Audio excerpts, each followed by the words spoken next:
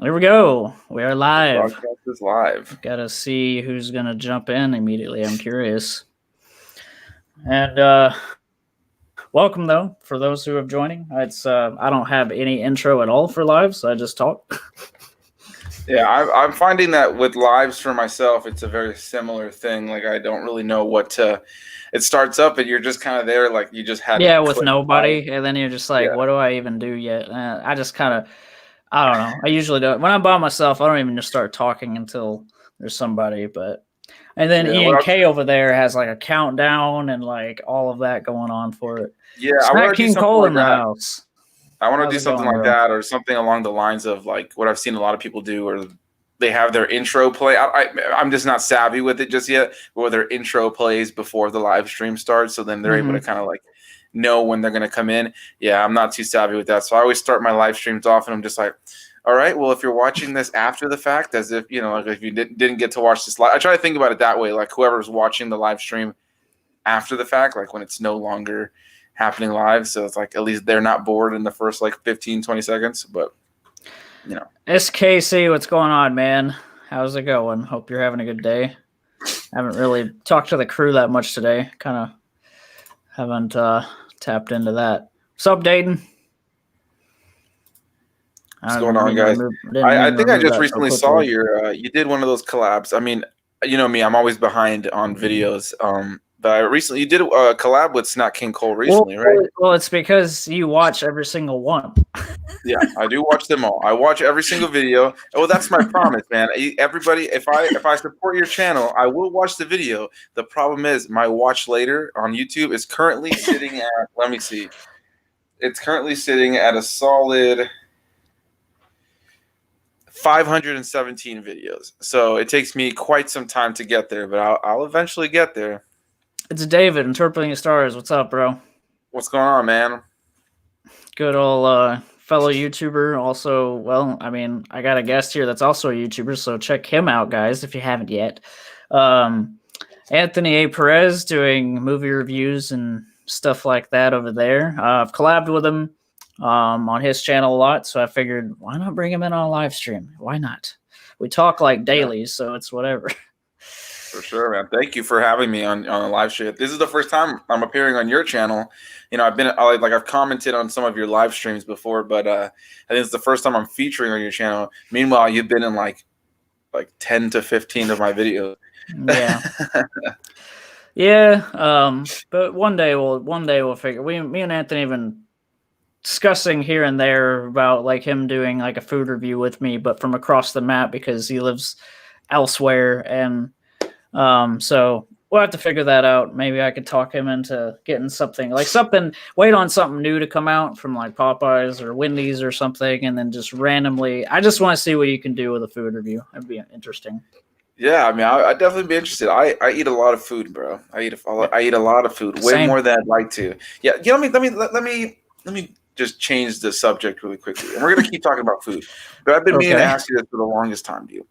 So if you look back to when my channel started, I was fairly thin, and now I have a potato face because my face has chunked up a little bit over the course of having this channel. But when I started the channel, I was really, really thin. Like if you go to my first chunk of videos, like I don't look the same anymore. It's been pretty depressing to look at. And I eat a lot. I won't lie, especially during the quarantine. I definitely ate a lot of food. But how do you eat so much fast food and remain as thin as you are? I have to know. What do you do? I used to be a lot thinner, bro. I used to be. I know. That's the craziest part. Like I gained so much weight, especially, everyone jokes about the whole, marriage thing with getting fat and stuff. But, I've only been, November 16th will be my 1 year anniversary of that. So it's like, it's not been that long. I can't believe it's already almost been a year though. It's not really been that long, but so that's kind of the joke. It's like I met a woman, so then I got fatter. But I mean, it's all about, what you do yourself. Cause she doesn't really do it to me. Like I eat garbage. Like it's not really, I don't know. It just depends. I'm not knowledgeable on healthy foods. I mean, I am, but I'm not. Like, I'm learning, but like, if I was to like go on a diet and try to exercise and all, which I have, like, kind of times where like I get inspired to exercise and go walk and stuff, and I've been walking lately, but it's, the gym. Here's the thing: is I was inspired to go to the gym right before COVID hit. Like literally right when COVID hit is when they closed. And so it kind of put me back into like not doing anything. But anyway. Yeah. Yeah, well, I did a whole lot of nothing. I did a whole lot of nothing during the quarantine. That's why, I mean, that was essentially when I was like shelling out the most collabs. Like, and now it's just become a thing on my channel where like almost every video is a collab now. Like, my channel isn't even only mine anymore in a lot of ways. But yeah, like I just did a whole lot of nothing. I just sat around, and I don't know if I really don't know if they have this over there. I'm sure they do, but do you guys have Culver's over there? The fast food place, Culver's? It sounds familiar, but I don't think it's like around here.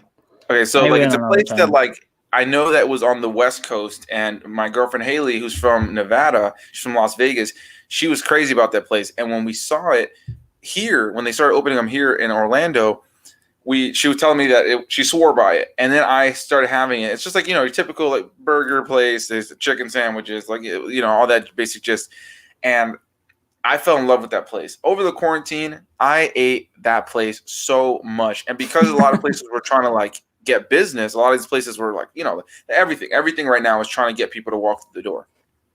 Right. They have this deal, and I live 5 minutes away from one. They have this deal where it's like a buy one, get one for $5, buy one, get one for their pints of their ice cream. Dude, during the quarantine, I was going over there just shelling out $10, getting 4 pints of ice cream. And every time I opened a pint of ice cream, it was a promise that pint of ice cream was going to be cleared right then in that one sitting. And dude, I mean, I got little man boobies right now. I feel like a chunk, dude. I got to change it. But yeah, so all that to say, even though I do stuff like that, I don't eat that much fast food.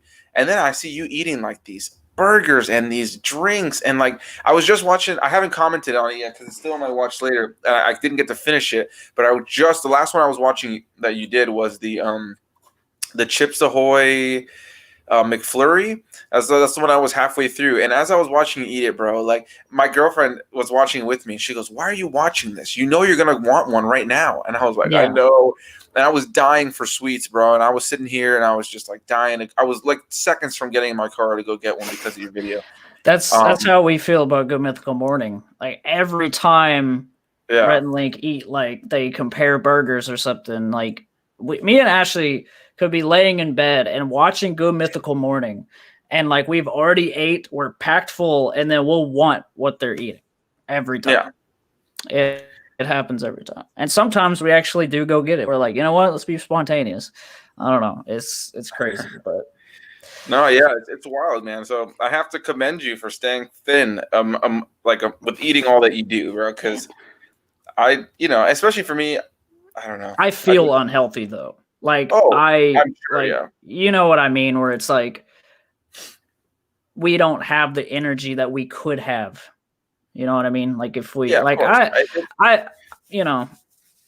just because I talk to friends. Like I have a friend that completely switched over to being vegan and stuff, and he tried the Impossible Whopper when that came out, and that was like the only Burger King he's had in like years or whatever. And like I just asked him, I was curious. I texted him on Facebook, like, so how do you feel going vegan? Like what he's like, it's completely life-changing. Like it's just my perspective is like I just been eating burgers and meat and stuff my whole life. My dad hunt deer and would cook them, and like deer meat and like all this stuff is amazing. And so I've never had that, like, I'm not going to turn this live stream into an animal like cruelty thing, but I've had that mindset of like, that's just what I eat, and it'd be hard to break that pattern. But I do look up to him for like, he basically said, I feel so light and feel just so ready to face the day every day, you know, because it's like eating and stuff like that and what you eat affects your sleep. It affects, you know, just like how you feel when you wake. Like literally, generally, like the idea of feeling even 10 times better when you wake up in the morning is enough for me to be like, man, I need to somehow get to that point. Yeah, I know exactly. And I've what you always mean. planned I have a on lot of going friends that are like healthy, that. but I don't know if I would ever switch to something like that.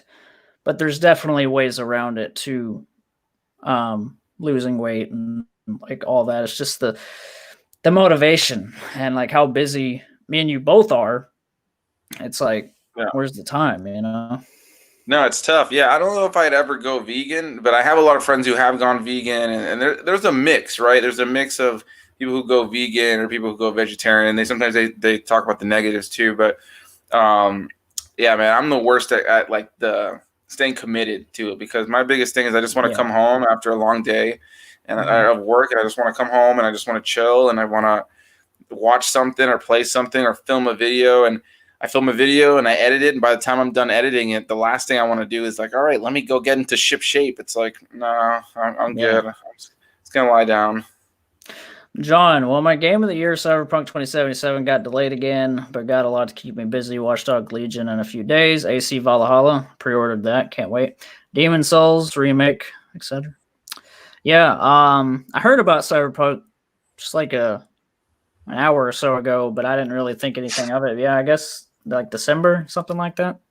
Yeah, I saw that. It sucks because that game has been pushed back and pushed back. It makes you kind of like fearful of like, okay, are they really going to put out something good if they keep pushing it back? But you know, it's hopefully, because I do want to play it. Yeah, I feel like with games, I'm at this point now where I don't allow myself to even really get that hyped anymore. Not that I'm not hyped about the game. Like Cyberpunk looks like it's going to be a good game, but like look at games like I don't know, games like Anthem that came out I think like last year or a little bit before. Yeah. Everybody was so hyped on it leading up to it, and then it came out and it was like kind of disastrous at launch, and nobody talks about that game anymore. Nobody talks about the game. And so for me, I'm just kind of like, I don't even feel like the need to play stuff when it first comes out anymore, unless it's something like a franchise that I am absolutely hooked to. Yeah, I like love Assassin's Creed for me. Yeah, I love Assassin's Creed, one of my favorite gaming series. But even then, I think I'm probably just gonna wait a little bit for like because it's hard for me to really invest in wanting to spend $60 on a game nowadays when like, you know, you turn on your Xbox, your PlayStation, your PC, and the sales, man, the sales. I just saw the last two Assassin's Creed games, both of them, a bundle on sale on Xbox for like, I don't think the sale's happening right now, but both games were on sale together for like $20. And I'm just like, I'm at this point now with games. It's like there are so many AAA titles that I've yet to play, and so many other games, and with things that are, you know, giving away games for free. And it's just like, man, I just played. I saw that he played Watchdogs there. What's it called? He mentioned Watchdogs, the new one. I just played Watchdogs 2 for the first time recently. Loved it. Got the deluxe edition that's usually $100 for $15. $15. I'm just like, I'm at a point now with games where I'm just like, I don't really feel that pool to pay for them at launch, because they're gonna have some sort of, they're gonna be on like a thing. And you know, when it comes to Assassin's Creed, I was telling Ryan about this because he is like, I'm pretty sure like GTA is like his number one franchise of games, and like rightfully so. It's amazing. It's probably like number two. I would say Rockstar games in general, like because I look at like that and I look at Red Dead 2 and like how, like, my God, that was phenomenal. Such a good game, man. Such a great follow up. Yeah. And what was I saying? You were saying Anthem, it was his favorite game? Anthem. Yeah.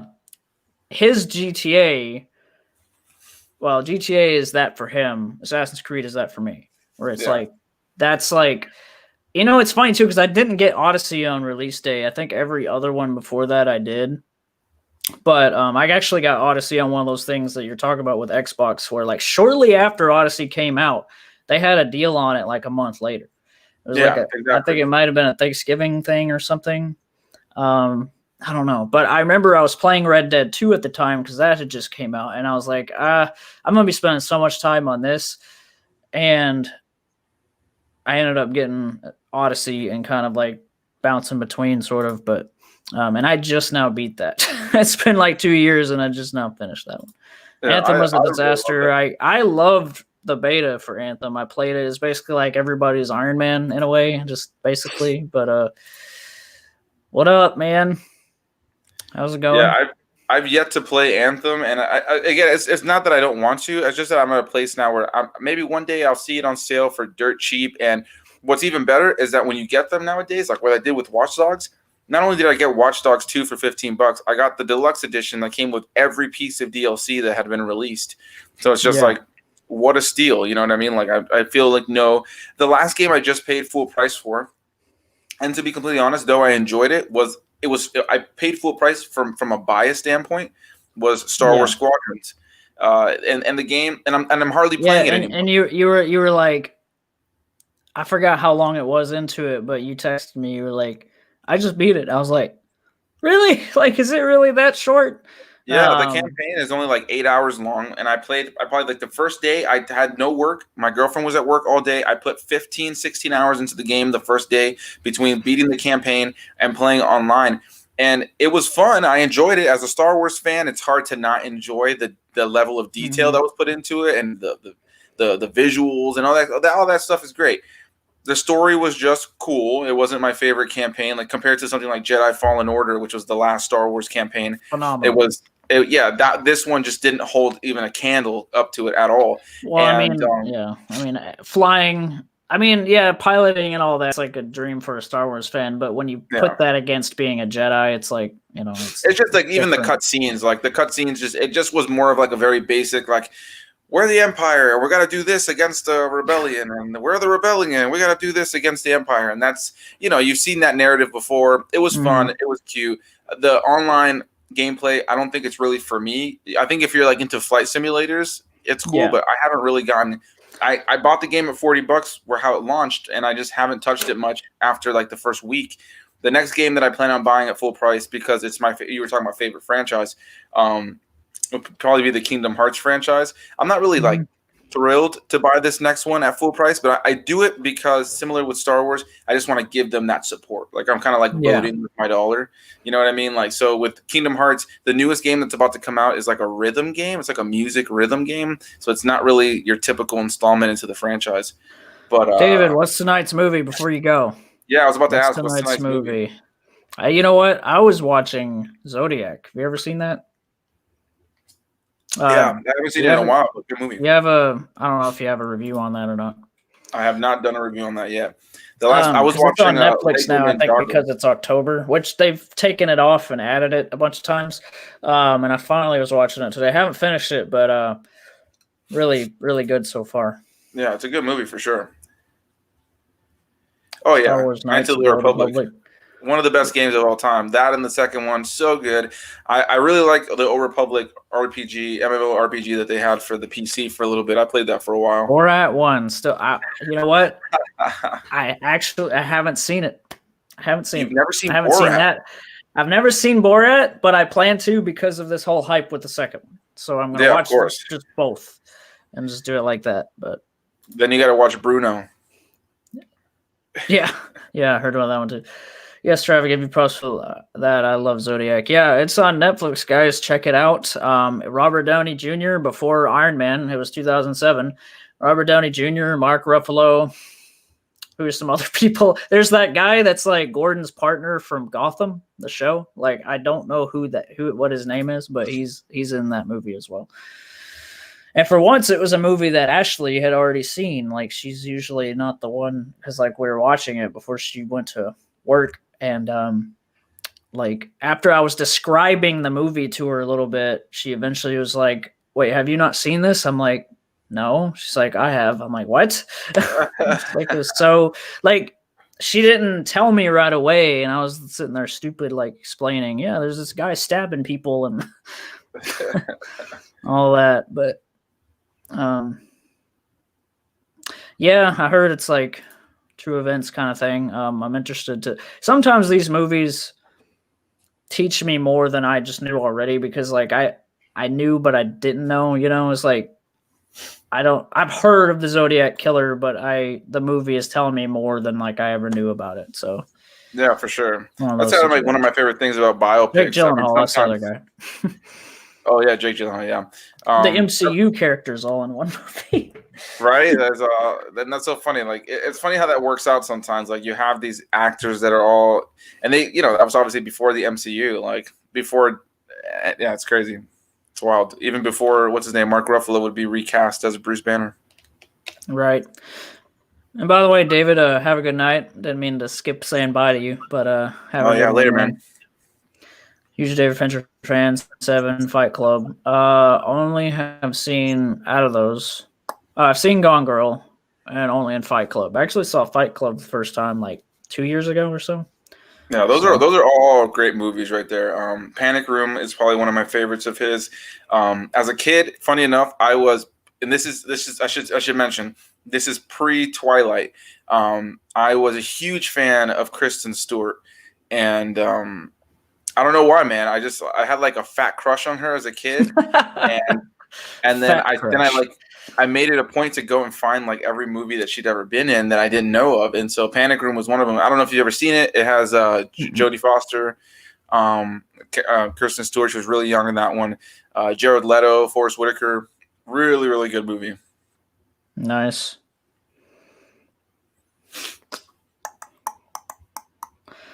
I forgot what I was saying earlier. I was saying something.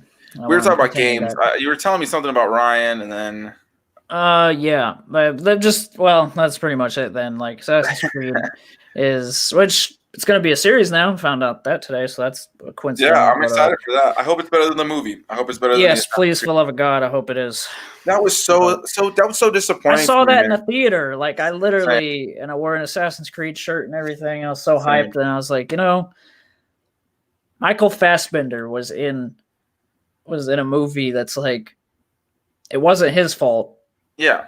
But yeah. Yeah, no, it's one of those things. You've watched my reviews all the time. For anybody who's watching and is wondering who the hell is Trav talking to, I have a YouTube channel where I do movie reviews and movie related content. If you guys are interested, go check it out. It's literally just Anthony A. Perez.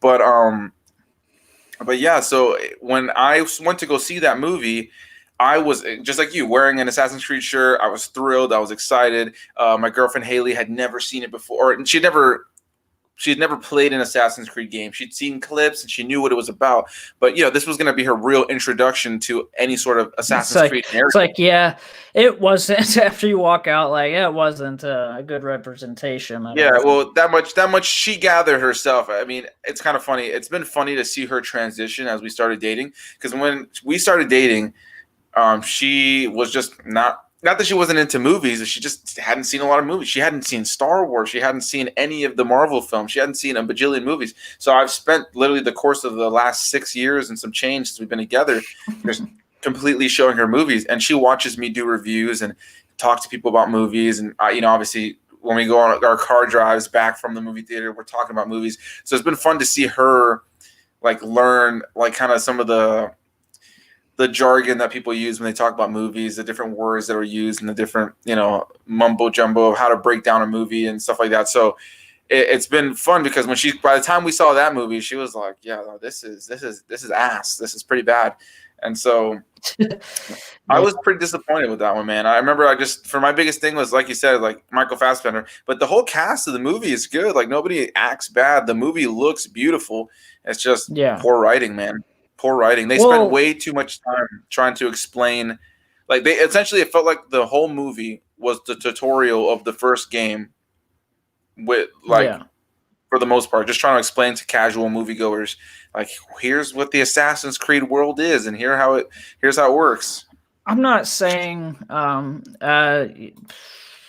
yeah, John, I'm not going to go into that in politics whatsoever. Yeah. I'm sorry.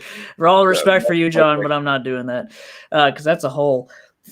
That's a way to start people just hating you, no matter what you say, man. I'm voting for SpongeBob SquarePants. Yeah, there you go. Best fry cook in the ocean. Yeah, absolutely. What was I going to say about that? Yeah, I remember before that movie came out, and I remember whenever it was announced that was going to happen, and um and um I remember feeling like it was so far away with like how long away we had till the movie, and then now that movie feels like a long time ago. But I remember thinking, oh, Michael Fassbender, he'll be a perfect Altair. I was just imagining it, like it just has that kind of face and everything, but it was fine. I didn't know until like the trailer came out really that they were doing like just like all the games do, where it's like a new story in a different time. Yeah. But they did the movie backwards, where it's like we spend 98% of the time of those games in the Animus. Yeah. And they did it where it was modern day instead. It's like this clearly was a director that didn't like, and he even kind of admitted it, didn't he? Like something like he's never played the game or whatever. Like, get somebody that at least knows the game. Yeah. I'm not saying Michael Fassbender had to know, because he said like, what do you even play that on or something like that. He was like, I don't know. He didn't even know anything about video games at all.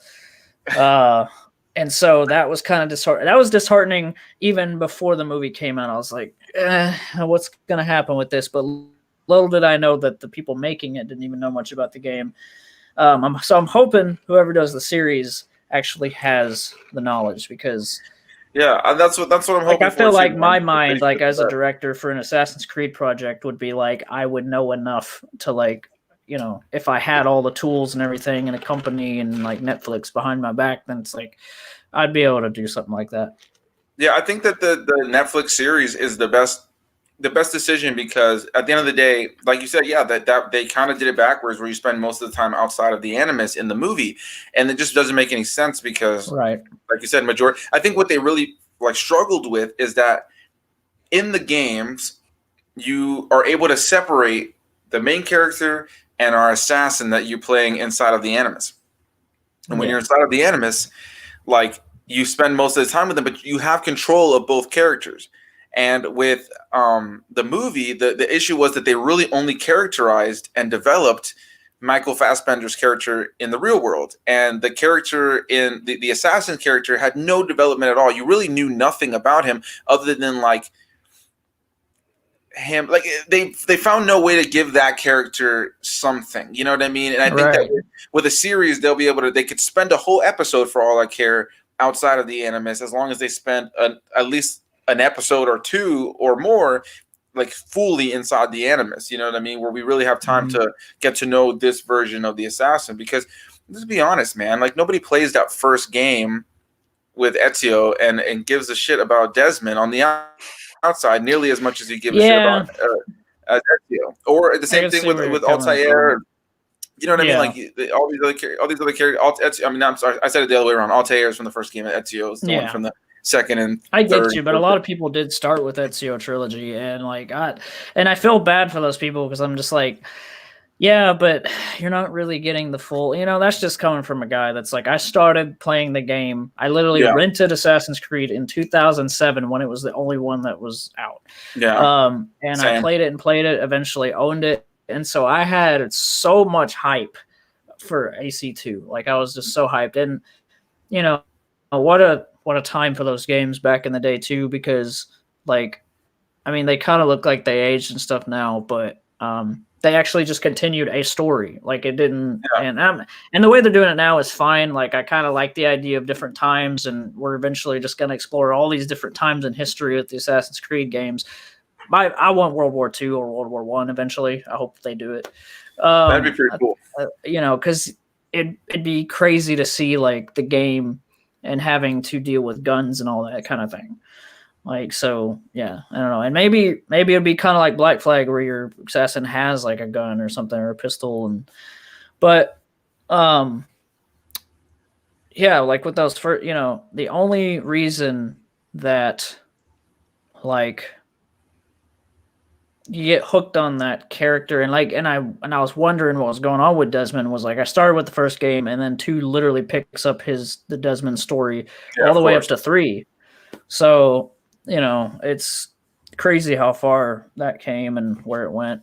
For sure. And that what I said earlier about like the whole Desmond comment, like that's not to say that discredit the character of Desmond, but simply just the fact that, you spend so much time with Altair and Ezio, especially I'm Ezio. just saying the people that start with that are the ones that care, and then the other people, it's like regular casual gamers like play Assassin's Creed. It's like it's all about the Animus, and I'm glad that Ubisoft has eventually figured out. Yeah, we're gonna put mostly this game in the Animus. Like you rarely come out of the Animus in the new games, but I'm glad they at least have a modern day in there.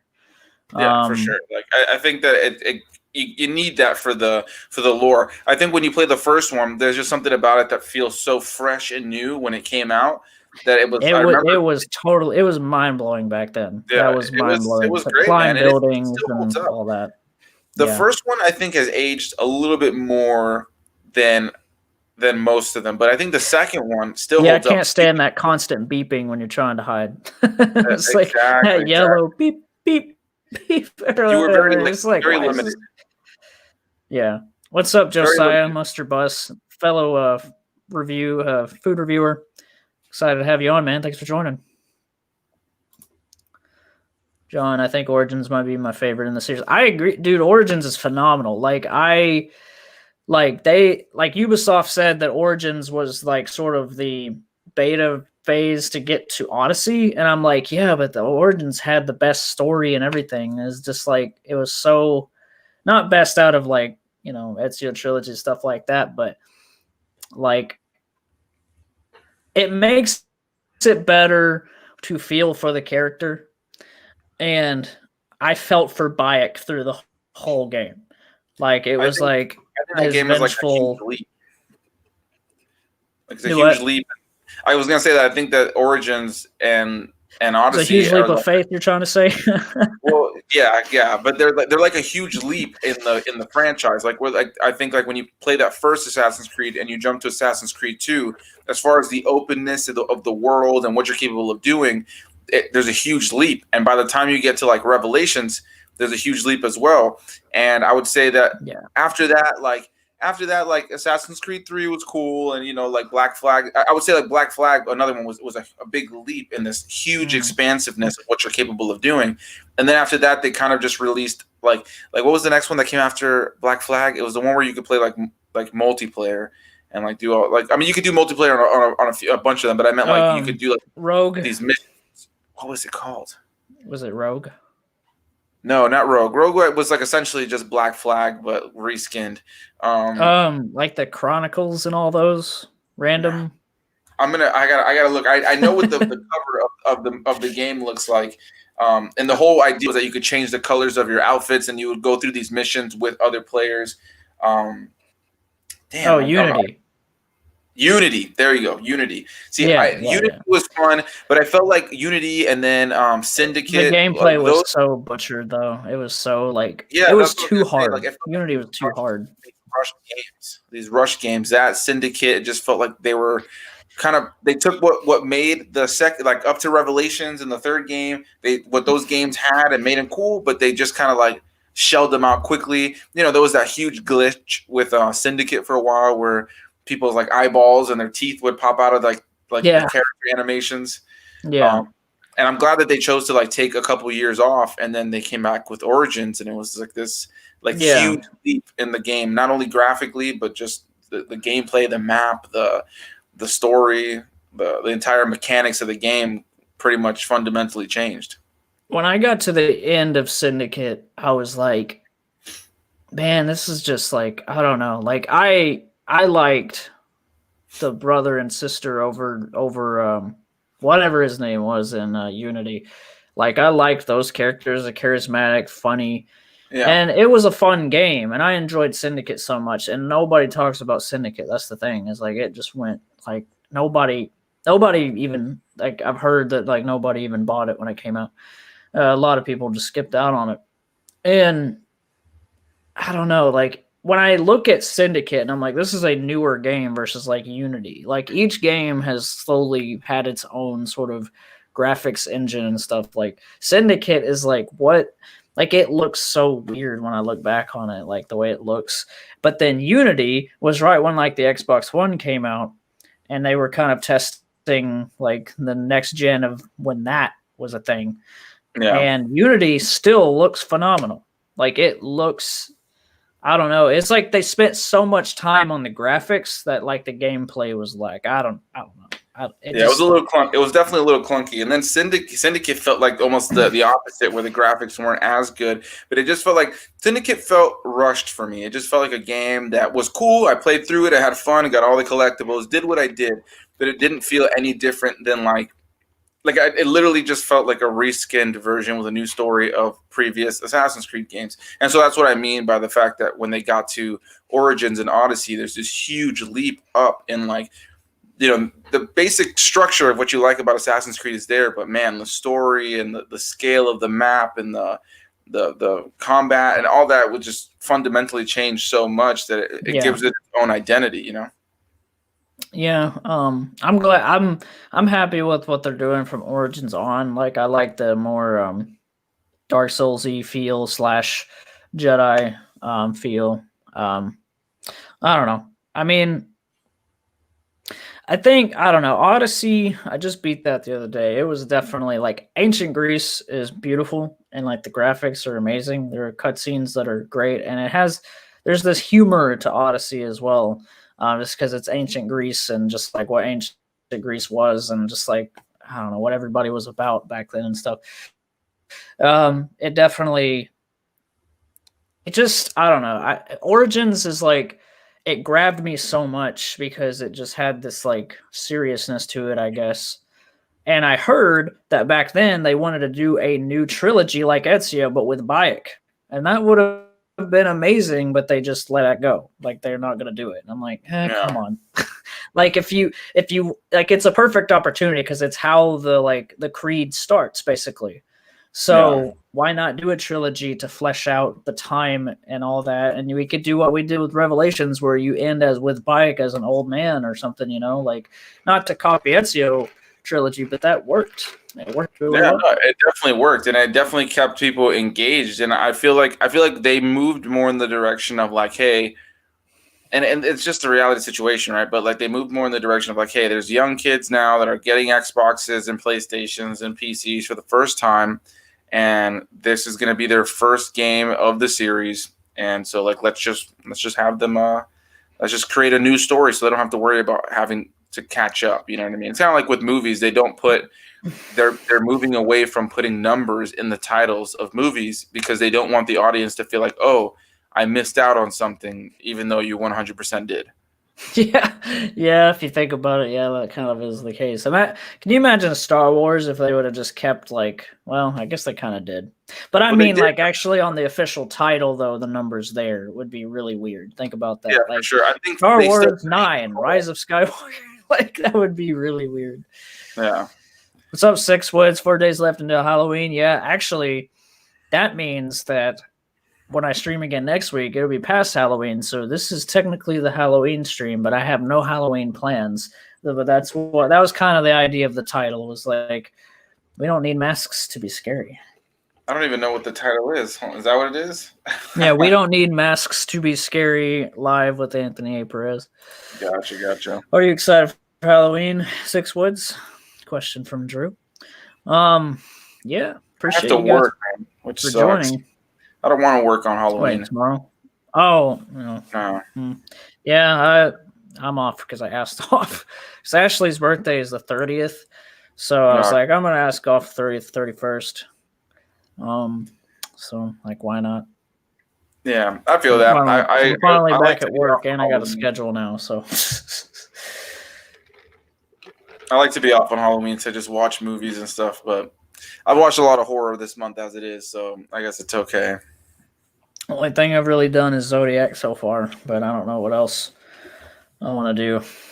I watched way too many. Horror films that I will be able to review this month. Good evening, Tony Perez. What's going on? I don't get called Tony often. First time I ever heard someone call you that.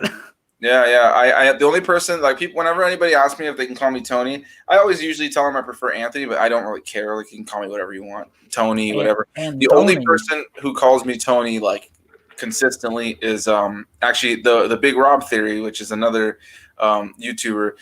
His dad is the only one who calls me Tony. He's Jamaican. His family's Jamaican. His dad has a pretty thick Jamaican accent. So anytime he calls me Tony, I'm not going to try to say it here because I won't. I'll just embarrass myself. But it's just this. There's just richness to the way he says my name because of the accent. Yeah. So I never mind him calling me Tony. Yeah, I was talking to Rob about Assassin's Creed because, like, I saw that he does like the content on it, and I thought that was really cool and kind of different. That's his just favorite to be series like too. movie reviews and then some gameplay. That was pretty cool. So I talked to him about Valhalla and stuff, and he's excited for it. He loves Assassin's Creed. It's his favorite game series. You guys would probably connect on that. He has the Assassin's Creed logo tattooed on his arm and everything. Nice.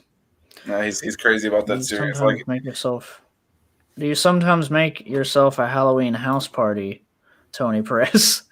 Do I Pumpkin, sometimes make ghost, myself a skull, Halloween gasping, house? and sphere. What was that you said? It says, "Do you sometimes make yourself a Halloween house party, Tony Perez?" I don't know exactly how to answer that, but can you see the chat on screen and stuff when I put it on, or the chat at all in general? I see it now. Yeah. Oh, okay. Yeah. What's it called? I mean, I haven't had a house party ever in my life. Like, I've never thrown a house party, if that's what you're asking. But I definitely like to get into the festive experience. This month, I've just been watching Halloween and horror-related movies all month, except for yesterday. For some reason, I decided to watch Lego Ninjago. But so I needed something. I felt like I needed something a little light. You know what I mean? I watched all of the Saw movies this month. I'm like 5 movies deep into the Nightmare on Elm Street franchise. I watched The Second Strangers. I watched An American Werewolf in London the other day.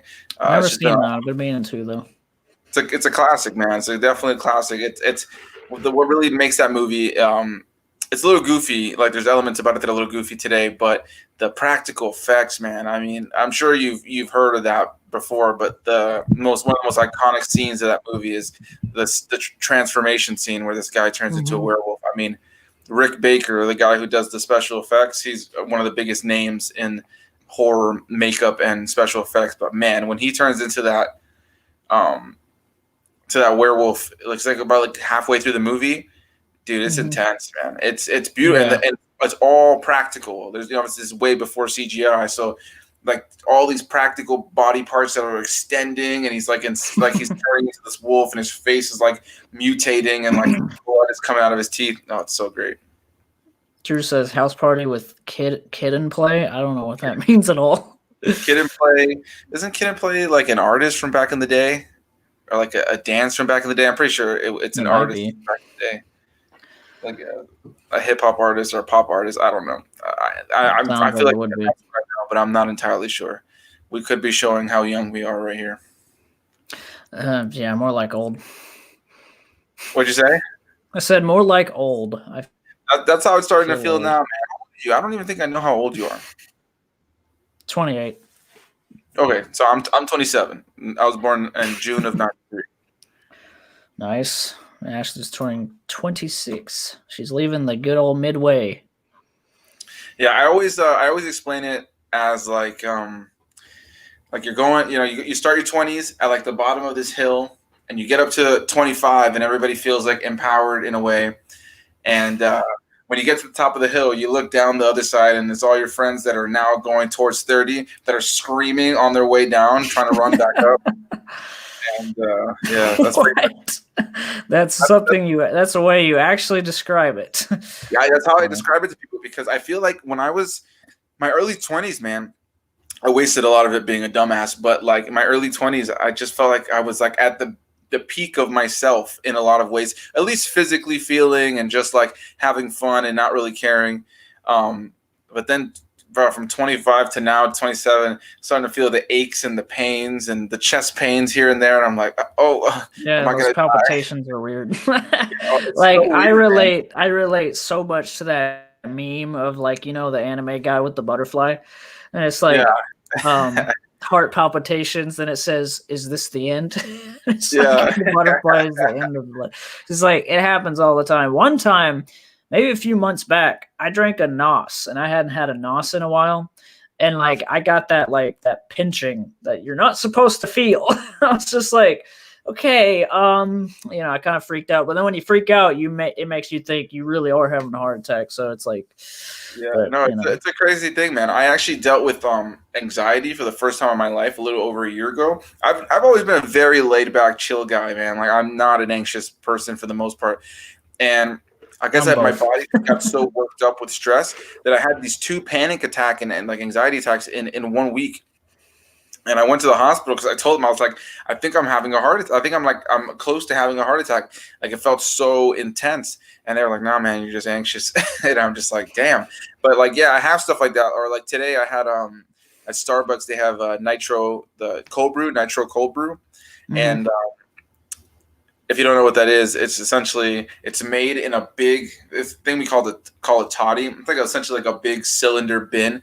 And you use, like how you would typically make coffee where you have like a filter and you put coffee grounds in it and you run the hot water through it and then you got your coffee. But in this case, for the cold brew, what it is, it's a huge, imagine a thing like this, like probably like this wide around, like a cylinder, probably about like this tall. More than that, like probably like this tall. And you put this huge filter in it. It's like literally like the size of my entire torso. And you fill it with an entire bag of the beans ground up of cold brew. You put it in there, and then you put it with cold water, a certain amount of cold water, and then it sits in there for 20 hours before it's ready. So Dang. that's all that to say. It's an incredibly strong form of iced coffee. I think you described that to me one time, and I remember you saying like you should try this. I'm like, yeah, one day, maybe it's one good. day, whenever. It's very good, especially if you add some like sweetener. We have like this thing called like vanilla sweet cream. I really enjoy that. But yeah, so that stuff, bro. Like whenever I drink that, sometimes I always tell my friends, every time I drink this, before I get super energized and I feel like pumped, I'm like in between like feeling like energized and like I'm borderline gonna have a heart attack. Just because like my body sometimes acts really strange with caffeine, where like I'll start to have those heart palpitations and like the pinching feeling that you're talking about. I end up like just drinking a bunch of water, taking deep breaths. You're literally just like, you know what, healthy things. So like, it's like it's too late for this, but I'm doing it anyway. Like,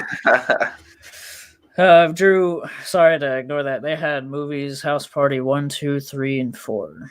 Oh, I've never seen those movies before. What's up, Curbside? I'm guessing that's Keon from Curbside, or it's Nate. I don't know which one, but it's two-man I like food that profile channel. picture for Curbside. Yeah, their logo is amazing, man. Love it. What's going on, Curbside? They were doing a live stream. I think that was yesterday, and they were doing it from like their car, and I had to mess with them. I was like, they can't even escape the car for a live stream. Like, come on. So is that, I'm assuming based on the name of the channel, they typically just pick up food curbside and eat it right there? No, I mean they that is a funny way to look at it, but no, they just do I almost said movie food reviews, and they're in the crew too, so they're good people. Gotcha. Like if anybody wants a laugh, if you want to laugh, just two guys that are just like, and it's the editing too, man. Like they do the zoom ins and stuff like I do, so it's fun stuff. They've got pretty much my sense of humor on things. Yeah, for sure. That the editing makes it's almost like a bonus whenever you find other people that like.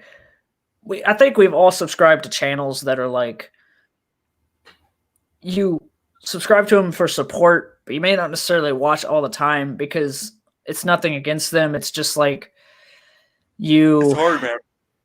It's hard to keep up with, but also like you more gravitated towards people that have your own sense of humor and stuff that's going to make you laugh. And so there's like a few people in the crew that I watch like all the time because the editing is so funny. and it just, I don't know. Because, like, I feel like the review, and this is how I treat my channel, is like the review is the core, right? It's the core subject. But if I can add all this, like, bonus stuff around it, like the humor and the way it's edited, then that makes for a good video. I actually get kind of disappointed when a review is just a boring review. Like, even though I know it's informative to somebody, but when it's just really, really normal, I'm just like, this was an okay video. Yeah, no, I know what you mean. You got to try to bring something that makes it different. Some flavor. I'm going to turn the subject real quick because before I forget, I told myself earlier that I had to talk to you about this.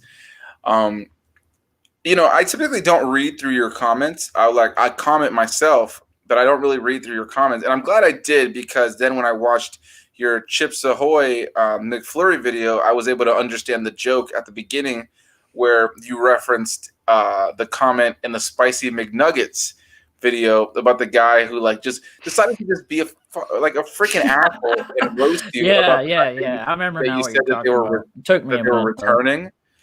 Yeah. So for anybody who doesn't know, in Trav's video for the Spicy McNuggets, he mentioned that they're returning, and I guess that they've only been out before overseas, but so they were new to the U.S.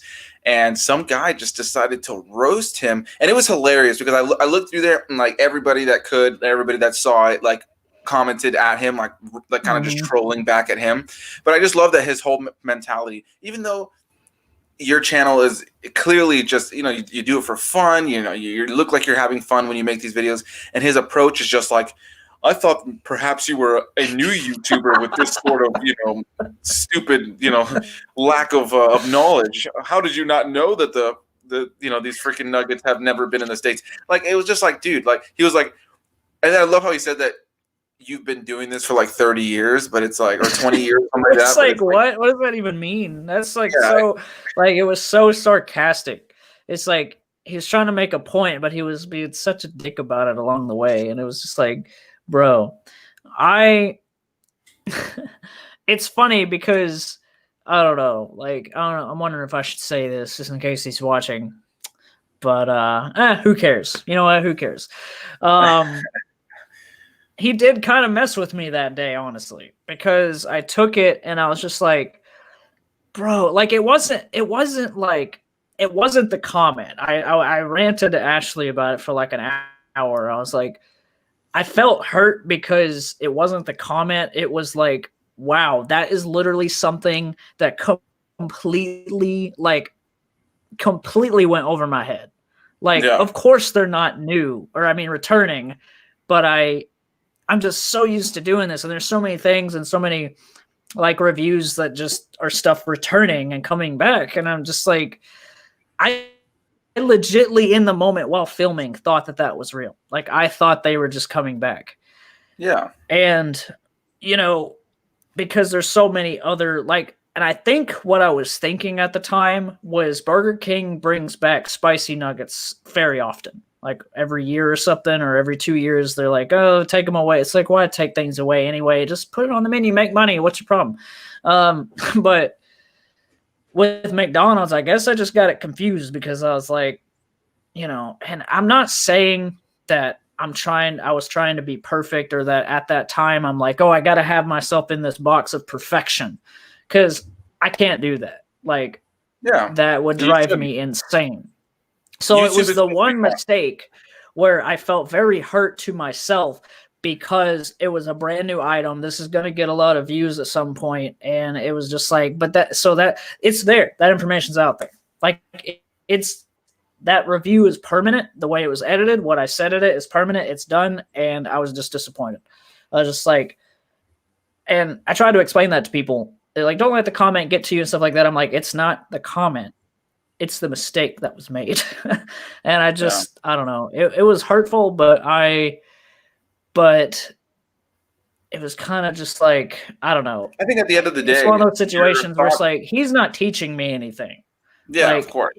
Being a dick doesn't mean you get to just say stuff and because that means you're going out of your way, rather it's on your computer or on your phone. He's going out of his way to type that. Think about it. How much time it took him to do that. you know, if he's a fast typer, whatever, he's at work, whatever, home, he took the time when he could have been doing something else with his life to type that long comment. And, you know, everybody, and I feel good because, and not that I need that recognition of like people backing me up and stuff, but I felt good because people did slam on him in the comments. And I'm pretty sure I pinned the comment for that reason. You know what? Yeah. I'm going to put you on blast. I'm going to put you at the top. Because, like, for sure. How I see it is if you're going to act a fool like that, like, you deserve to be, like seen because you're the one that should be embarrassed for typing something like that out. And for sure. So it's kind of like a day thing where a few hours goes by, I was over it, but within that first hour or two, I was like, why? Because this is something that keeps happening on my channel for years. I have like made these like little mistakes over and over, and I'm like, I've been doing this for so long. Why? It's just that feeling of like, have I not learned yet? You know, and it's just like, it's that mental, like, why haven't I learned this thing? Why do I keep making stupid decisions like this? So yeah, it's just, you know, and I try to do my research and stuff on things, but sometimes, man, you just go into a review because you're trying to get it done. It's like I'm trying to like get to the filming process, get to the editing. Don't have time for all the little details. I don't know. There's been times where people politely say in the comments, this and this isn't new, whatever. And I'm like, oh, thank you for the information. You know, try again next time. I don't know. It's a thing. No, but I mean, I get that, and I can sympathize with it, right? Because that's the thing. Is like, and I think what made it more ridiculous is that it's not like you're out here presenting yourself as like a food news network. Like, you're just a dude that's reviewing movies. And at the end of the day, the review of the actual, I've said movies, but you're just a dude reviewing food. And it's like, at the end of the day, you still ate it and you still gave your genuine thoughts. So the review portion is correct. And so for me, it's like, you know, same thing. I review movies, and it's that element of like, you know, I kind of gotta, I have to make sure I'm getting cast member names correctly. I typically always film my review with like a page of notes. Like if I'm going to do spoilers, I want to make sure that I'm touching on things correctly. I have a pretty good memory when it comes to these things, but you know, you want to make sure you're doing things right. And whenever somebody does choose to be cool about like kind of giving me some sort of correction, I'll pin the comment so that anybody who goes to comments sees that I saw that, and then that I'm aware that I may have made a mistake. A good example for me, like a positive example, is that when I did the review for The Passion of the Christ, which funny enough is my most popular video on my channel, which is crazy. It's like at 43,000 something views, which for me is like crazy. But yeah, what's it called? So when I did the Passion of the Christ review, I mentioned that in the movie that they are constantly speaking, I think I said Arabic or something along, because the whole movie is in another language. And so the guy commented and actually told me which languages it was, and which I thought was cool. So I pinned the comment, and he was totally cool and respectful about it, right? So those are always the best things. But to kind of say something that is similar to what you just said, when recently, I think I actually sent you a screenshot of it on our review that we did together for Heavyweights. If anybody hasn't checked that out, check it out. Trav and I did a review for the Disney movie Heavyweights that came out in the 90s starring Ben Stiller. It's about a bunch of kids, little fat kids that go to fat camp. And a really funny movie. It's really enjoyable. And we did the review via Skype. And, you know, it's no different than this right here where we're having a conversation. I remember what you were I remember what you're talking about now. Yeah, so I did, you know, we did the review via Skype, and there's a couple moments where there's some internet glitches, something like that, which I'm sure has happened on this live stream at some point. And the guy commented on there saying, he's like, I searched for a movie review, not a Skype conversation. And so my first response was like, well, it's a Skype conversation of two guys reviewing the movie. And, you know, I always try to come off like very like unbothered, but I remember thinking to myself, like, come on, bro, you gotta be an ass. And then his follow-up comment was that he really enjoyed our intros, like both you and I, that he really enjoyed our intros, and that he would love to know who made the intros so he can support the people who made the intros, because it looked like they put a lot of time and effort into those intros. And so I responded to him saying like, oh, you know, like I'm not gonna lie. I thought you're based on your first comment that you were just trolling me. But yeah, here's the information on the people who did the intro, and I'm sure you can find the intro, the information on for Trav's intro on his channel and all that jazz.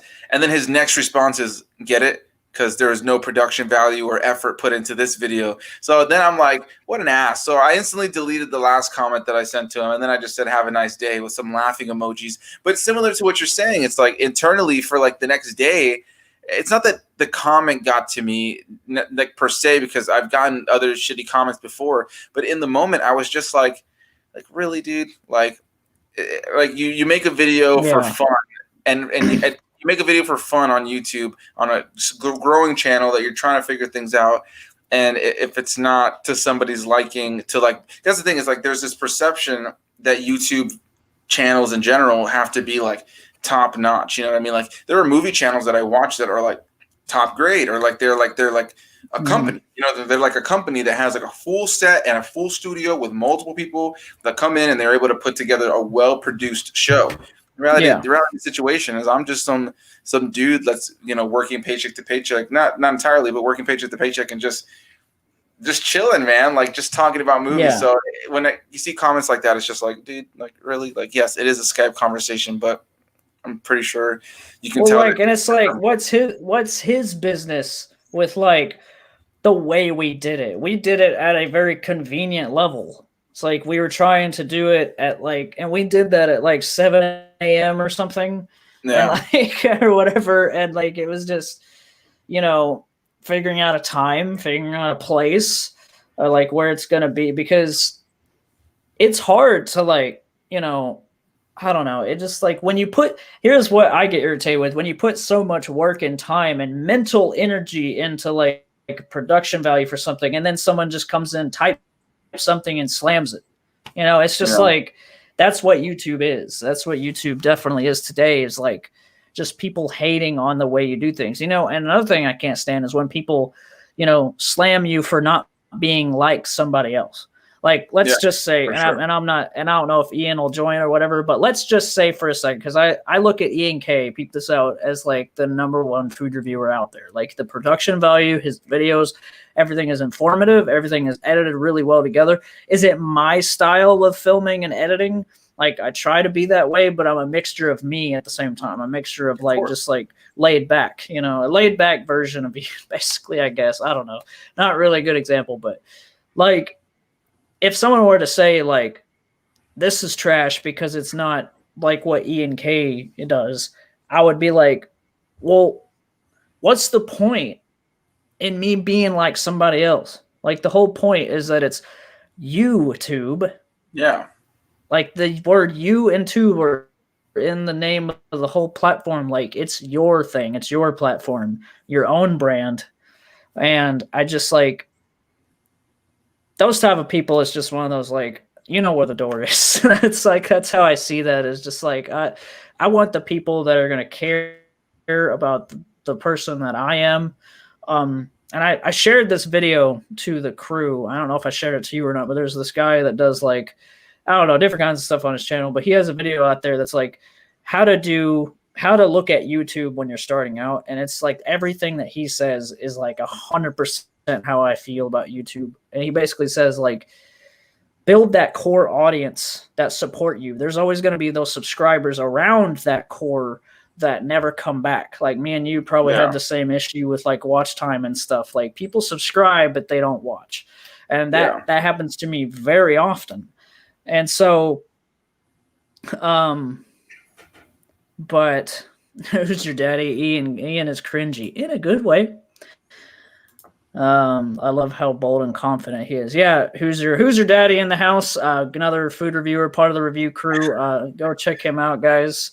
That's a great name.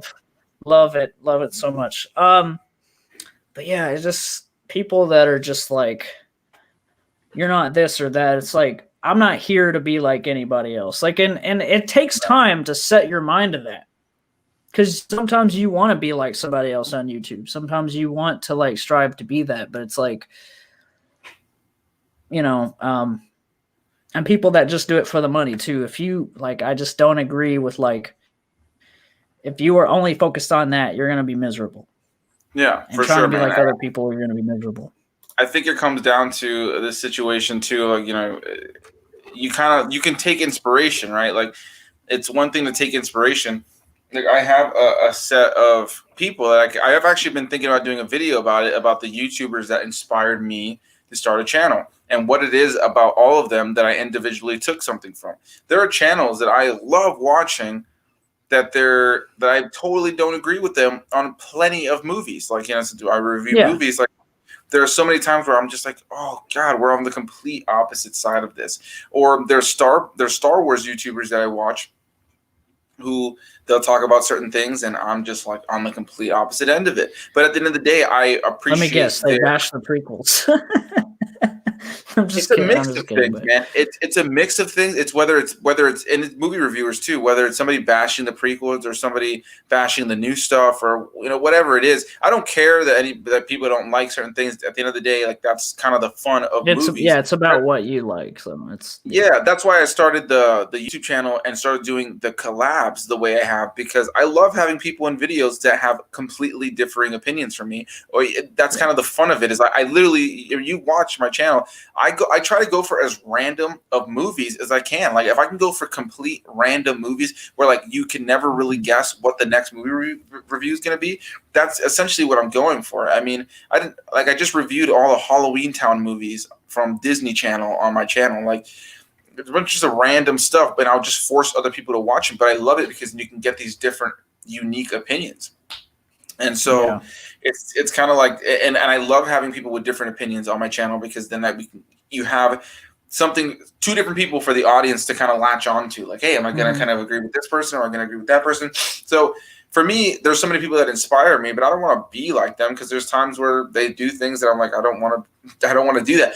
What I have tried to take from people, I think the biggest things I've tried to take from people, as far as for what I do, my favorite movie reviewer on YouTube is a guy named Dan Merle. He just recently left Fandom Entertainment, but they are also known as Screen Junkies. Most people know Screen Junkies for the Honest trailers. Those are pretty popular. I'm sure you've seen an Honest trailer at some point in your life. The guy Dan Merle was like their main reviewer on their channel. He just recently split and started his own channel, and I just love the way he articulates his thoughts on movies. So even though I don't agree with him on plenty of films, I love to take the way that he's able to break down films and the way that he kind of, just how comfortable he is in front of the camera. That's what I aspire to, as far as for myself. And then, hold on. Of course, in the middle of the stream, I got to fucking sneeze. Hashtag Twice. We're gonna get a third time. Yeah, they come in 3s and 4s for me. Usually 4s. All right, it went away. In town is awful user. See, and I can see that. You are unique. You are unique, sir. I can totally see that Halloween Town would be awful for you. Like, for me, I reviewed them because I wanted to go back and revisit them. They were cheesy kid movies that came out when I was a kid. I have a lot of nostalgic memories for them. And revisiting it, I really enjoyed the first Halloween Town again. But I mean, I say that with the follow-up being that it is incredibly cheesy and over the top and very dated, and there's so many elements about it that don't work. It's like it's a movie. I said it in my review, it's not going to be for everybody. Chris Stuckman is definitely one of my favorites. Yeah, definitely. One of the best. I mean, I think without a doubt, with like anybody thinks about movie reviewers as far on the channel, like single individuals, it's Chris Stuckman and Jeremy Johns. Those two are the top notch. I actually met Jeremy Johns. I have a picture with him when I was like super skinny. He was super nice. It was in the food. I was at Star Wars Celebration here in Orlando in 2000. I want to say it was 2015, 2016. I can't remember what year, but it was the last time that they had Star Wars Celebration here in Orlando. And I was walking around the food court because we were going to get something to eat, and there's Jeremy Johns just standing there, like looking at like the pizza booth. And I just walked up to him. I was like super nervous. And I walked up to him. I said, "Hey man, I'm a huge fan of your channel. Like, I just wanted to know if I could get a picture with you. Just want to say hi." And he was super cool, and he took a picture with me, and it was a really, really nice guy. But that's a perfect example too. Love the dude. Love the way he breaks down movies. Love hearing his opinions on things. Sometimes we are on the complete opposite side of the fence. But I aspire to what him and Stuckman and Dan Murrow have done. And one of my favorite YouTubers, and then like it's the last thing I got to say about this, but one of my favorite YouTubers is a Star Wars channel called Hello Greedo, and it's this guy who. Greedo. Yeah, he's this guy that wears a stormtrooper mask. Nobody knows. Yeah, literally, he doesn't know. Nobody knows what he looks like at all. Yeah, so he just wears a stormtrooper helmet, and he just is this great guy that talks about Star Wars. And his production, man, like he wears the helmet, and then I'm thinking about his video production when I watch it. I'm like, how is he getting this good audio with the helmet? Like a mic under the mask or something? Or a voiceover. Yeah, so it's voiceover. So he talks. I've seen. I watch his channel all the time, and I watch his live streams and his supporter Q&A streams and all this kind of stuff. And he talks about it, and you can see it when you really watch his videos. He writes out scripts when he watches like episodes of TV shows for Star Wars, like he did with the Clone Wars, and he did it with Mandalorian, or when he watches whatever. He writes out a script, and then and sometimes he does it on the fly, and he's usually pretty honest about when he does it on the fly, and he records it, and then he films himself with the helmet on, but he knows everything that he said, so he knows the cadence of what he's going to say and when to tilt the hand and when to use the hands. That's interesting. And it's really cool. So he just films onto the audio that he has, so that he has clear audio. And so he probably is listening to it too. He's probably listening where he can like make gestures, and it looks legit. It looks like that's really him talking in the moment. And exactly, I love it. I love all of it. I like him and Theory. I think I've always preferred Hello Greedo, but Star Wars Theory, he's got his own thing going, and he's as popular as he is for a reason. Theory he's amazing. He's really cool too. I met him as well, and I also met Star Wars Explained. I met Star Wars Explained, both Alex and I think it's Molly. I met the two of them at Star Wars Celebration at the very tail end, and what I'll say is that with Greedo, I didn't finish what I was saying, but with Hello Greedo, my favorite thing about him is that he always talks about measured thought. Even if we have disagreements, his whole thing is having a measured thought. Like he tends to make videos that troll people who are like, well, the Last Jedi ruined my childhood. It's like, calm the hell down. Like if you didn't like the movie, that's fine, but your childhood is just fine.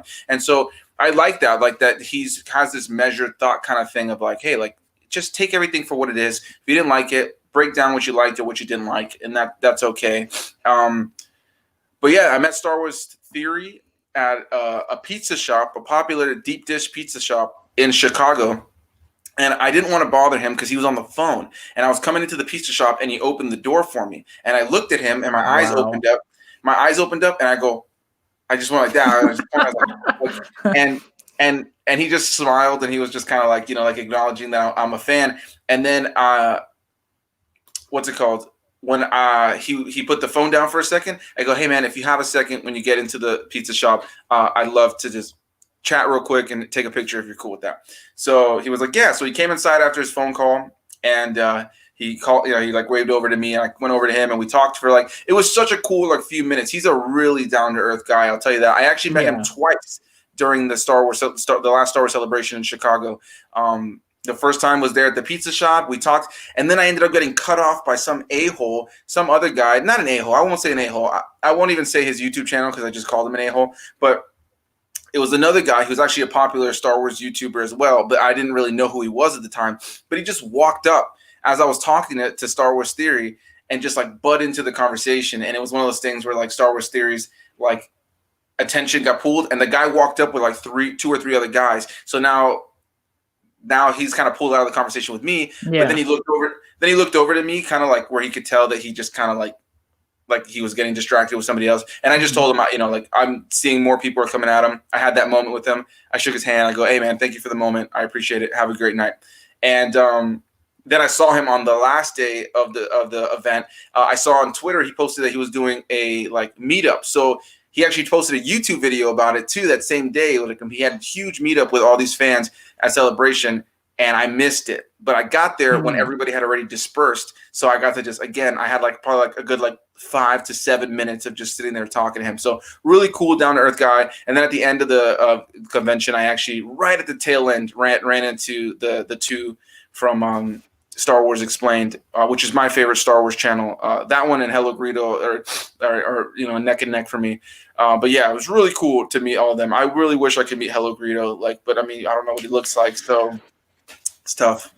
Yeah, I remember watching somebody, I think somebody on YouTube or Twitter or something said it had a picture of like Hello Greedo at some celebration, but it was like he had like one of those like popsicle stick like mask things. It's like covering his face, and like he said something like, "I was surprised with how he looks." So it's kind of like it's probably not what we could imagine.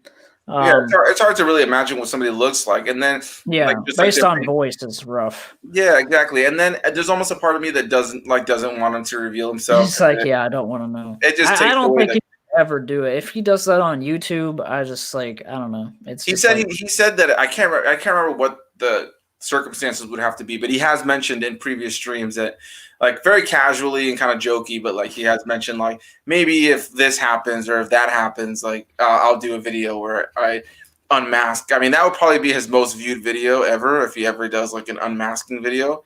That would be the ultimate, I think, for him. If he's never going to watch this, but it'd be the ultimate April Fool's joke. Like a video to remove the mask and then it doesn't happen. I remember that another channel that I really enjoy that I don't enjoy as much anymore. I just feel like I don't connect with it as much. But the Flick Pick, one of my favorite YouTubers that like helped inspire me. He's done like collabs with Chris and stuff. Yeah, exactly. He was one of my favorite people for a period of time. He just doesn't upload the same way anymore. But I still enjoy him. I still watch his videos. I sent him a bunch of stuff when he was doing fan mail. Like if you watch a lot of his fan mail videos, I used to work at Cinemark and I would just send him like massive posters, like the huge XD posters just to see his reaction. But what did I bring him up for? The hell was I talking about? Meeting YouTubers? I don't know. I don't know. I lost my train of thought, but that happens. Jeremy Johns, though, real quick. I'll go back to that for a second. Yeah. So laid back, and I really miss those vlogs, man. He was doing like once a month vlogs, and then they just stopped. No. And I think I have this feeling, I don't know, but prediction. He might be doing, I don't know, man. That'd be a long video. But what if he's planning a whole year or something like, or it's maybe by like December 31st or something? Yeah, probably. But I think he was kind of stopping before that. But Chris Stuckman is my bro. Yeah, I like Chris Stuckman, especially for his Hilariosity reviews. Yeah, those are my favorite. I know he just put a new one up for I can't remember what he doesn't have a review on Vampire's Kiss, which is like me and Ryan's like kind of between each other, like worst film type thing. But it's in the intro. He's like whatever talking to the therapist, like not one time or whatever, like that moment with Nicolas Cage or whatever. And he's like, I never misfiled anything. Yeah.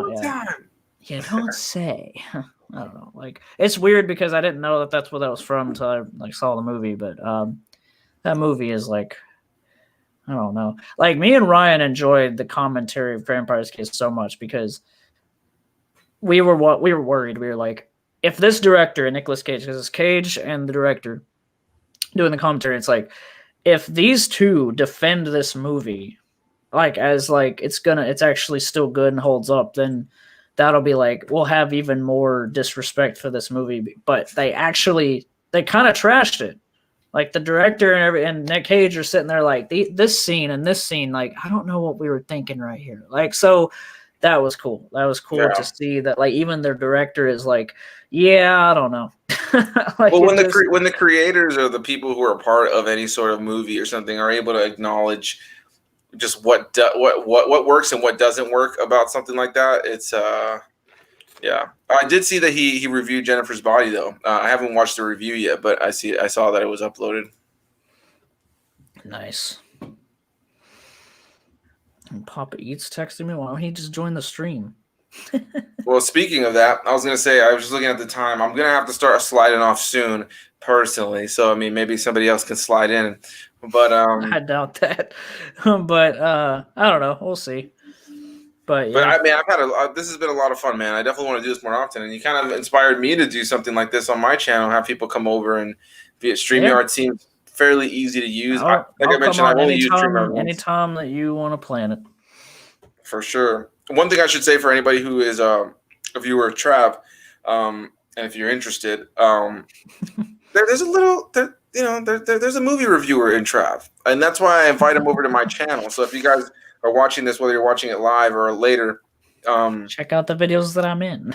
yeah, go over to my channel. I have a playlist on my channel called videos featuring other YouTubers, and yeah, you'll find tons in there with Trav, where I had him join me for different movie reviews. We've done the Wreck-It Ralph movies, both the first and the second.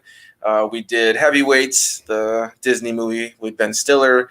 We did the 2014 Godzilla. We did the we did do that. We did Kong the 2005. Skull Island. Yeah, we did Kong Skull Island, but we also did we do King Kong as well? The Peter Jackson one? Yeah, we did Peter Jackson. Like King how Kong. I was saying that by the end, I forgot how much that was going to break my freaking heart. Yeah, amazing. I was like, oh, what the heck? Like, I was dying by the end of that movie. One of my favorites that we did was The Last Jedi. The Last Jedi was definitely a good one that we did together. And yeah, we've done a bunch, and we're going to be doing the entire Planet of the Apes trilogy, the newest one, over on my channel soon. All of those videos will feature Trav. So if you guys are interested to see Trav, stretching his transfer over, yeah, it's cool. Yeah, and I appreciate that about your channel and stuff, man, because it's kind of like, I don't know. It's just an opportunity. It's an opportunity for, like, it's not something I do on my channel. Well, I do have movie reviews on this channel, but I couldn't. It's just like I can't do that and this, and like, I don't know. So it was kind of just like a nice reason to, like you said, there is a movie reviewer in me. I have love for films and a very cinematic mind. And one day I do want to make my own that goes on YouTube. That will happen. I'm going to eventually make an independent film, whether it's a short film or not, throw it on another channel. Maybe I'll throw it on this one. I don't know. Like, it's not going to be the place for it, but I'd have to figure that out. But do want to do that because I just want to look back and say I do have something I directed, like that's actually there. Because it's like I have like a camera, like literally like the cameras on phones and stuff today are like better than a lot of stuff, like we're just now getting to the point with phones and cameras where it's better than it's ever been. So and with the editing software and stuff, just have the complete capability to do something like that. So that'd be a lot of fun. And if you were here, I'd involve you, but I'd have to I'd have to figure that part out, like if I didn't if we did it from like far away. But wait, what was this? You guys have a favorite horror movie? That's tough. I always say Alien. It's a good one. It's definitely a good one. Because sci-fi horror is my favorite type of horror. And A Quiet Place, that was an amazing recent one, and I never got to see 2 because COVID. But, I had my tickets. I had my tickets for I was gonna say I had my tickets for COVID. We all had tickets for COVID. I had my tickets for A Quiet Place, and it was like, I think it was gonna come out like the next week, and then theater shut down. Same with Mulan. Obviously, that's already come out now, but it's crazy. But as far as a favorite horror film, I don't know, because I love horror. It's one of my favorite genres. I watch horror all the time, so it just really depends what I'm feeling. I find that horror comedy tends to be some of my more enjoyable stuff. Like, I love showing stuff to people that's horror, but is like goofy, because there's tons of like really fun, serious horror films. I think anytime the horror films that I'm not really scared of horror films very easily, but the horror films that freak me out the most are home invasion horror films, just because it's so real, and the idea of that happening is just so frightening to me that anytime I watch, one that always sticks to mind that isn't a fantastic film. I reviewed it on my channel. It's not a fantastic film, but it's called The Strangers with Liv Tyler. That movie just freaks me the hell out, man. I don't know what it is. It's not a scary movie. Like, it's scary, but it's not like a great movie on a writing level. But there's just something that freaks me the hell out about that movie. It's just, again, the idea of just like being home and having these crazy people with masks on just coming to torment you, and their reasoning behind it just being You were home. Like that for me, it freaks me out more than anything. It's like, oh, you were home. We just wanted to ruin your life. Right. But I would say outside of that, probably like I'm a sucker. My guilty pleasure in horror is the Chucky franchise, the Child's Play franchise. A lot of those movies are terrible, but I literally have a Chucky tattoo on my leg. He just leans into what it is that I love about a horror comedy, which is you just have such a ridiculous concept that still falls under the horror genre, but you can just kind of just take it to such ridiculous lengths. And I think that for a franchise that started off about a creepy doll and became this crazy series where you have dolls making love to each other and giving birth to demonic transgender children, it's a very, very, I don't know if you've ever seen those movies, but I haven't. But I don't know. I guess just one of those things I never really had an interest in. But I don't know. I remember you told me I'd have to go out of my way to like watch them. So yeah, that makes like sense. I said, sci-fi horror is more my thing. Yeah, that makes sense. I know that you're not really into to horror because I remember one of the first collabs I tried to get you on was House of a Thousand Corpses, and you were like, "Yeah, no." I was basically just like, yeah, I mean, just find somebody that has that love for that because, like, we can collab on literally everything else. Yeah. So it's one of those things. Yeah, it worked out. But guys, I still have a podcast to record tonight, so I think that since Anthony is wanting to bail out. No, I'm kidding. I think I'm gonna just we can just end the stream with us in here together, because I'm just gonna go. I'm gonna go, guys. Sounds like a plan. Thanks for having me, man. But yeah, check out Anthony A. Perez. That name is over there. It's right there. It's that name. It's right there. And yeah, check out his channel. I linked it earlier. I wonder if I still have it where I can link it. Yep, still got it. There it is. Hang on. There we go. Check that out. Just Anthony's channel. Check him out. Doing reviews with me and a lot of others. He's like the collab king on movie reviews. Just saying. He's the guy that collabs on like almost every single video. But I really do, man. It's fun. But yeah, guys, check him out. And Anthony, got anything before we head out? No, just like a big thanks to you, man. I definitely appreciate you having me on here. I'm definitely thinking of doing something like this myself on my channel, and I'll definitely have you on once that does happen. But yeah, for anybody who's checking this out and obviously is a fan of Trav's, over my channel, I do movie reviews, I do vlogs, I just started doing supercut videos. So if you guys are into supercuts, those have been a lot of fun. I just uploaded last night a collab review for The Autopsy of Jane Doe that came out in 2016 with my buddy Benny Wan Strikes Back. And tomorrow I will have another collab review up for the movie Krampus, which is like a horror Christmas movie about the anti-Santa Claus. So nice. Yeah, that's going to be coming out tomorrow, and there's constantly new content coming out. All right, guys, be sure to like the stream before we head out, and we'll be talking to you next time.